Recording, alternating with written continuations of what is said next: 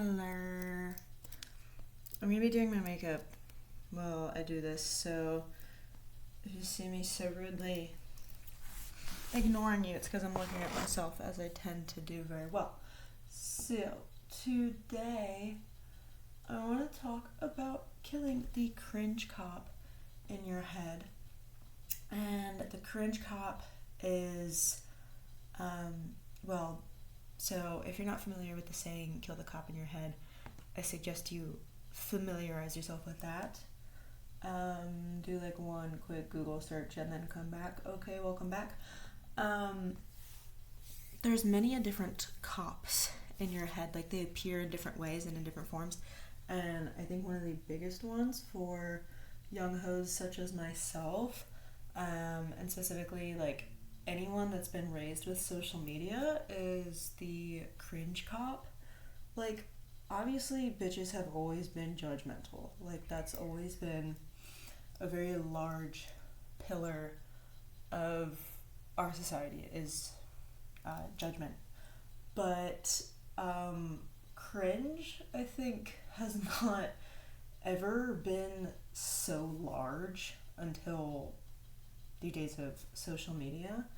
So we have eyes on us like at all times, like since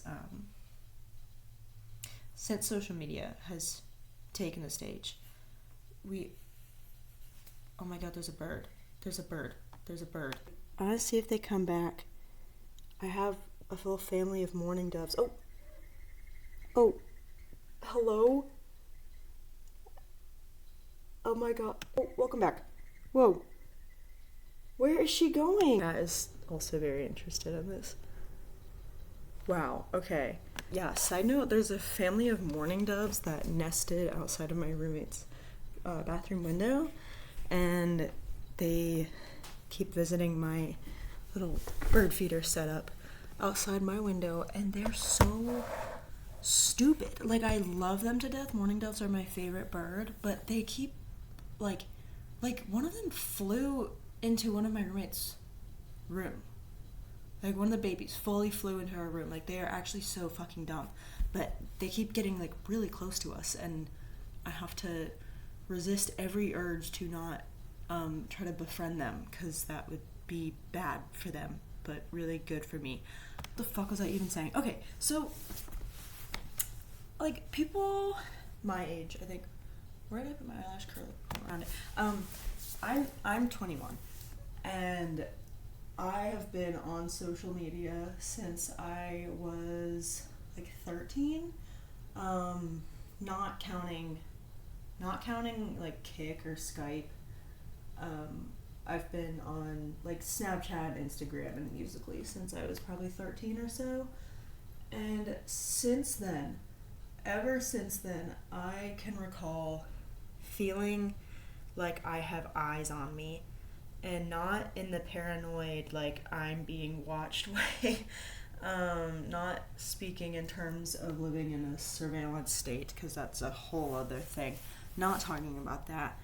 I'm talking about this all-seeing eye of, do I look good? Do I look cool? Is what I'm doing socially acceptable at all times? And so, like we as women have already had that pre-social media. So now we kind of have like these two like giant eyeballs. Like, there's this giant misogyny eyeball that's been on us since the fucking dawn of time, and then there's this, like, that's like a closer eyeball, a more like honed in eyeball, and because that's also very deep within us. And now there's like this social media eyeball that oversees everybody that's online, which is everybody, and that is like much more broad, but it's like moving closer. It's like moving closer within us, and I see it deeply affect so many people, including myself, because it's like everyone is so fucking worried all the time about how like cool and attractive they look. And like everybody's guilty of it. It's really impossible to not have that in your head if you have been on social media for a while, because everything that the algorithms push towards us are attractive and digestible and up with the trends. Like you have to have your own personal taste to seek out shit that is like not considered digestible, cool, or attractive at all times. I think this makes sense. I hope this makes sense. I don't really care. I go do my eyeliner in the bathroom because I don't have good lighting. I don't have like typically you do your makeup in a place with a good light next to it. I'll be back. I really want to attempt to do eyeliner like Krayshawn one day. I have not experimented with eyeliner too much. Like, I found a shape that suits me and I've just stuck with it for years. Generally the same shape, but I just really love Krayshawn's eyeliner. Anywho, we have this all-seeing eye, and it grows to be, holy shit, I fucked that up. It grows to be very internal. Like, it can really feel like every waking fucking moment is a performance because of the time that we live in. People receive judgment and commentary and live feedback like never fucking before. Never ever before. Like, we get to know whether something we do is cool or hot or up with the trends, like damn near immediately, if not before we even do it. And it stunts the hell out of us. It absolutely immobilizes us with fear to do anything or be anything that feels authentic, just in case it might not be deemed cool, digestible, or hot, or up with the trends. Like, we're so struck with fear of being cringe. It's so funny because, like, within alternative spaces that is, supposed to be safe for cringe, we've like made mainstream stuff cringe too. So now, like, I'll just use an example that I keep seeing being really prevalent is that like an artist that I think has become like mainstream within an electronic community, which is an alternative community, is like The Help. Like, sue me, shoot me dead, I like The Help. I'll say it. Saw them in 2024, had a blast, and now like people are like, oh, they're like washed up, like they're unk, and it's like because they're like they've gotten so big and they're like mainstream within an alternative community, it's now like cringe because obviously like a lot of mainstream shit is slop. Now I'm talking about like Taylor Swift, like shit like that is like slop, like Gracie Abrams slop.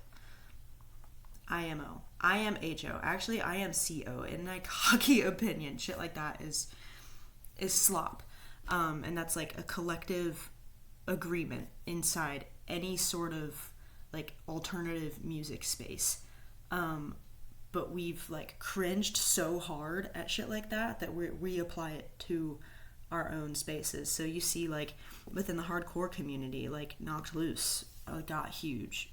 They're like mainstream hardcore now.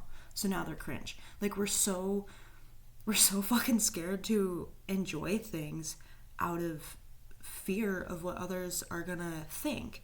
And it's so fucking stupid. Just regurgitate it all onto each other, and it literally benefits nobody.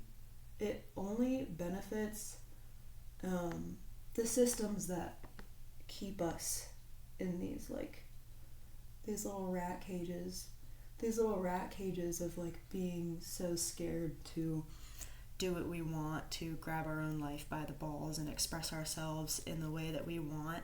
Like, we're like little rats fighting each other in our cages. It's really stupid. It's really fucking stupid. And it just makes me, it really bothers me. It really bothers me bad, because I have found myself being like so guilty of it for oh my god. I don't know why I cut out my sneeze. As if that was like offensive. But yeah, I mean, I've been guilty of it for years, like not just like judging myself very harshly, but judging others very harshly. And I hate that. I hate that that's what this all-seeing eye, the cringe cop really does that to you. Like, it forces you to be a cop yourself. And inflict this judgment on other people, and it really bothers me. It really gets under my skin. And I am very grateful that I had been raised in a way that was supportive of doing like alternative shit. Not that my parents would like ever called it that, but you know, like when I was in middle school, I was such a fucking big 21 Pilots fan, and like, yeah, like that shit was cringe, and that shit is still considered cringe. But you know, my parents, who weren't fucking brainwashed by the idea of things being cool or cringe because of social media, were like, this is a thing that my kid likes, so I'm gonna let my kid get skeleton click earrings. And like, that was awesome. That was great. Yeah, like you should just like what you like. Just like what you like. And it doesn't matter if it's cringe, if it's mainstream. Just like what you like. And it feels insane to be saying this. It feels insane to be saying this because it's like, yeah, no duh. But you really have to remind yourself, because even if you think that you're like liberated from cringe culture, you will find yourself placing this judgment on people. And there's time and place for judgment and for critique. Like, both of those things are necessary for the development of subcultures. But you know that's not what I'm talking about. I'm talking about excess, like judgment and putting people down for just enjoying things that are not cool, you know? My advice to you is to maybe not develop so much of your taste from the internet. Hold the fuck on. Sorry, need this. And rather seek out new forms of media IRL. Like, maybe go to a record store and pick up a CD that you have never fucking heard of. And if you like it, cool, listen to it again and explore similar artists. If you don't, cool, now you know. If you have a theater near you that plays reruns of old movies, go see a movie that you've never fucking heard of. And same thing, ask a friend, hey, I'm trying to expand my music taste. I'm trying to find new means of artistic expression. What do you like to do? You know, teach me something. Maybe I can teach you something. Like,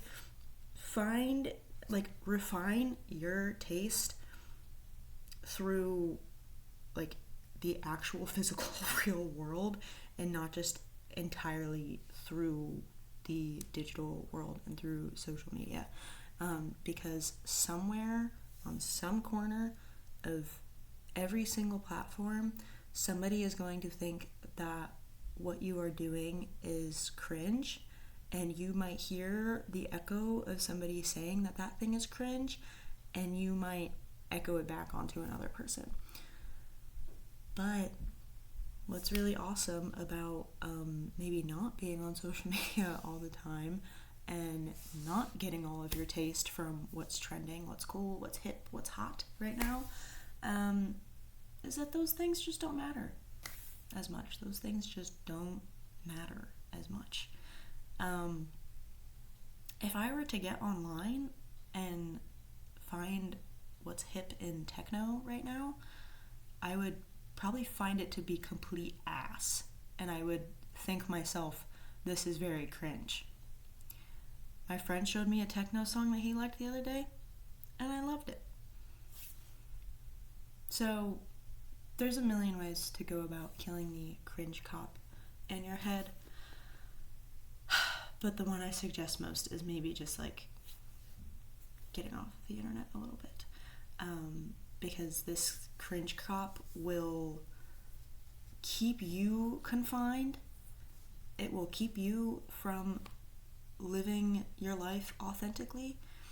And it will also put you in the position to regurgitate that cringe copiness vocabulary onto other people without even intending to.